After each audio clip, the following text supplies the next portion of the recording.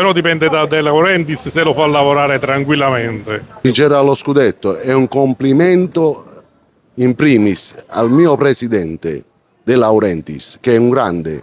Allora, io spero partiamo bassi dalle prime 3 posizioni, quindi zona Champions, e poi magari con il calciomercato, non si sa, la squadra potrebbe ambire pure a qualcosa di più. Ma è tutto da vedere, in base anche agli acquisti che si faranno. Pure perché quest'anno, secondo me, dovranno andare via molte persone, molti giocatori che non hanno onorato la maglia. Tra i primi 4 sicuro. Secondo me potrebbe vincere il campionato e anche la Coppa Italia.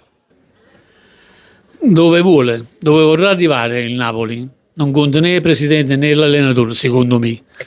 I calciatori. Secondo me arriverà almeno in Champions, almeno al 4° posto. Io penso che sicuramente facciamo meglio dell'anno scorso. Dove arriverà me lo auguro almeno nella posizione champion. Sicuramente meglio di quest'anno. Secondo me vinceremo un altro campionato con Antonio Conte. Io credo che è un allenatore abbastanza idoneo per una squadra del Napoli. Spero che comunque i giocatori si riprendano e che comunque Conte vuole la squadra. Speriamo che il presidente questa volta accontenta sia noi tifosi che l'allenatore. Nei primi 4. Tra le prime 4 sicuro, perché non c'hanno le coppe praticamente e c'è una settimana per lavorare, tra le prime 4 sicuro. Io penso che il Napoli con Conte, che è un grande allenatore, può arrivare sicuramente nelle prime 4.